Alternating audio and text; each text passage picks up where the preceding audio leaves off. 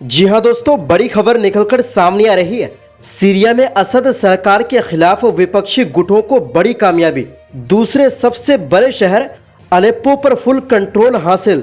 Airport पर भी कब्जा। तेजी से बढ़ रहा आगे। जानेंगे क्या है पूरा मामला। वहीं अगली खबर में आपको बताएंगे, पहली बार किसी इजरायली नेता ने माना गाजा में इजरायल कर रहा जातीय सफाया। मच गया हड़कंप। तो दोस्तों, सभी खबरें आसान भाषा में एक एक करके विस्तार से बताएंगे, तो आप मेरे साथ इस वीडियो के आखिर तक बने रहें। तो बिना टाइम लेते हुए बात करते हैं खबरों की। जी हां दोस्तों, शनिवार को रूस और सीरियाई सरकार के लड़ाकू विमानों ने अलेप्पो के केंद्रीय इलाकों पर भारी हवाई हमले किए। दूसरी ओर विपक्षी पार्टी और असद सरकार के विरोधी सशस्त्र समूह ने बड़ी कामयाबी हासिल करते हुए अलेप्पो इंटरनेशनल एयरपोर्ट और अन्य महत्वपूर्ण इलाकों पर कब्जा करने का दावा किया और कहा कि वो हमा की ओर बढ़ रहे हैं। Syrian observatory for human rights यानी SOHR के अनुसार सुबह से हुए इन हवाई हमलों में कम से कम 16 नागरिक और 20 सरकार विरोधी लड़ाके मारे गए। 2016 के बाद यह पहला मौका है जब अलेप्पो पर हवाई हमले किए गए। पिछली बार 2016 में असद सरकार भीषण हमला करके सीरियाई विपक्ष को अलेप्पो से बाहर कर दिया था। हयात तहरीर अल शाम, HTS और तुर्की समर्थित अन्य सशस्त्र गुटों ने कहा कि उन्होंने अलेप्पो अंतर्राष्ट्रीय हवाई अड्डे और इदलिब के दक्षिण में स्थित रणनीतिक शहर खान शेखोन पर कब्जा कर लिया है। सरकार विरोधी समूह ने यह भी कहा कि इदलिब प्रांत की प्रशासनिक सीमाएं अब पूरी तरह उनके कंट्रोल में है। इसके अलावा उन्होंने हमा की ओर बढ़ने का दावा किया और कहा कि उन्होंने 6 कस्बों और गांवों पर कब्जा कर लिया है, जिनमें मोरेक भी शामिल है, जो एक प्रमुख हाईवे पर स्थित है। यह हमला बुधवार को शुरू हुआ था, जब विपक्षी और शासन विरोधी समूह ने उत्तर पश्चिमी सीरिया के विपक्षी इलाकों से अलेप्पो की ओर बढ़ना शुरू किया। केवल 2 दिनों में उन्होंने दर्जनों कस्बों और गांवों पर कब्जा कर लिया और M5 हाईवे के एक हिस्से पर कंट्रोल कर लिया, जिससे दमिश्क की सप्लाई लाइन पूरी तरह कट गई। इस हाईवे पर कब्जा काफी महत्वपूर्ण माना जा रहा है और इससे असद सरकार को तगड़ा झटका लगा है। विरोधी गुटों ने शासन बलों से भारी हथियार, सैन्य डिपो और वाहन जब्त कर लिए। इस संघर्ष में कई शासन सैनिक मारे गए और दर्जनों को बंदी बना लिया गया। सीरियाई सरकार ने माना कि विद्रोही आगे बढ़ रहे हैं। उन्होंने कहा कि उनकी सेना अपनी सुरक्षा मजबूत करने, हमले को रोकने, लोगों और सैनिकों की जान बचाने और पलटवार की तैयारी के लिए अपनी तैनाती बदल रही है। सरकार ने यह भी कहा कि अलेप्पो पर कुछ हवाई हमले उन्होंने किए ताकि विद्रोही वहां परमानेंट ठिकाने न बना सके। लगभग 10,000 नागरिक लड़ाई से बचने के लिए इदलिब की ग्रामीण क्षेत्रों में शरण लेने पर मजबूर हुए। SOHR के मुताबिक इदलिब और अलेप्पो में सरकारी सेना बुरी तरह कमजोर हो गई है। इससे अलेप्पो, जो सीरिया का दूसरा सबसे बड़ा शहर है, 1946 में आजादी के बाद पहली बार सरकार के कंट्रोल से बाहर हो गया है। SOHR के अनुसार इस हमले की शुरुआत से अब तक 327 लोग मारे जा चुके हैं, जिनमें ज्यादातर दोनों पक्षों के लड़ाके शामिल हैं। इस सूरत हाल को लेकर तुर्की और रूस के विदेश मंत्रियों ने फोन पर बातचीत की और सीरिया में शांति बनाए रखने पर चर्चा की। रूस के विदेश मंत्री सर्गेई लावरोव ने ईरानी विदेश मंत्री से भी बात की।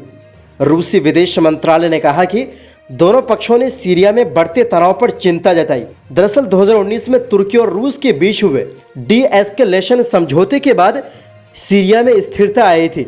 इदलिब प्रांत का बड़ा हिस्सा हयात तहरीर अल शाम के नियंत्रण में था, जबकि तुर्की समर्थित विद्रोहियों ने उत्तरी इलाकों पर कब्जा कर रखा था। हालांकि रूस का ध्यान यूक्रेन युद्ध पर होने और असद की सेनाओं के कमजोर होने के बावजूद सीरिया और रूस ने 2023 के अगस्त में विपक्षी इलाकों पर हवाई हमले तेज कर दिए।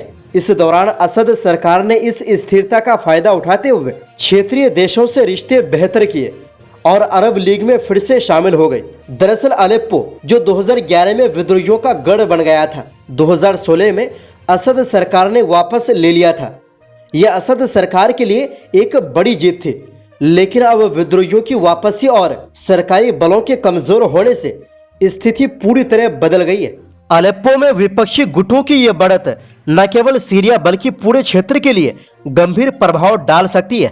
ये घटनाक्रम स्थानीय और अंतर्राष्ट्रीय राजनीति में बड़ा बदलाव ला सकता है। सीरिया में यह युद्ध 2011 से चल रहा है, जब असद सरकार ने लोकतंत्र की मांग कर रहे प्रदर्शनों पर अत्यधिक बर्बरता से कार्रवाई की थी। हाल के दिनों में हुई लड़ाई इस संघर्ष के सबसे भीषण युद्धों में से एक मानी जा रही है। वैसे अब कुछ लोगों का सवाल ये भी होगा कि यह लड़ाई आखिर हो क्यों रहा है। तो आपको बता दें कि ये जो विपक्षी ताकत असद सरकार के खिलाफ अभियान चला रहे हैं, इसका मकसद लाखों सीरियाई लोग जो 2011 के युद्ध के बाद से यानी असद सरकार के अत्याचार से बेघर हुए थे, वो वापस लौट सके। वैसे ये भी सच है कि इससे हालात और बिगड़ेंगे और सबसे अच्छा तरीका यही रहेगा कि मिलजुल कर बातचीत से मसले को हल करें और सभी को अपना हक मिलना चाहिए। वहीं दूसरी ओर जी हां दोस्तों, इजरायल के पूर्व रक्षा मंत्री मोशे यालोन ने शनिवार को कहा कि इजरायल गाजा के उत्तर में जातीय सफाया कर रहा है और प्रधानमंत्री बेंजामिन नेतन्याहू पर आरोप लगाया कि वो देश को विनाश की ओर ले जा रहा है। दोस्तों, ये पहली बार है किसी इजरायली नेता ने इस तरह खुलकर सच्चाई कबूल की है। एक इजरायली चैनल डेमोक्रेटिक वी के साथ इंटरव्यू में यालोन ने नेतन्याहू की दक्षिणपंथी सरकार की नीतियों की आलोचना करते हुए कहा कि इजरायल को कब्जे, जुड़ाई, जातीय सफाई की ओर खींचा जा रहा है। उन्होंने कहा, देखिए गाजा के उत्तर में क्या हो रहा है। वहां लोग अपने घरों से बेघर हो रहे हैं और यहूदी बस्तियां बनाई जा रही है। यालोन जो 2013 से 2016 तक रक्षा मंत्री रहे थे, उन्होंने इस इंटरव्यू के दौरान ये भी कहा कि इजरायली सेना का गाजा में काम जातीय सफाई के बराबर है। जब इंटरव्यू लेने वाले ने पूछा, क्या आप सही सुन रहे हैं, क्या आप मानते हैं कि हम उस रास्ते पर हैं, तो यालोन ने जवाब दिया, क्या रास्ते पर कहना चाहिए, वहां जो हो रहा है वो देखिए। बेत लाहिया अब नहीं है, बेत हरून अब नहीं है और अब वो जवालिया पर काम कर रहे हैं। इजरायली सेना अरबी लोगों को वहां से निकाल रही है। दरअसल 5 अक्टूबर से इजरायल ने गाजा के उत्तर में एक बड़े पैमाने पर जमीन पर हमला अभियान शुरू किया है, जिसका दावा है कि वो हमास जैसे फिलिस्तीनी समूह को फिर से संगठित होने से रोकने के लिए कर रहा है। हालांकि फिलिस्तीनी इसे इजरायल का क्षेत्र पर कब्जा करने और इसके निवासियों को बलपूर्वक विस्थापित करने का प्रयास मानते हैं।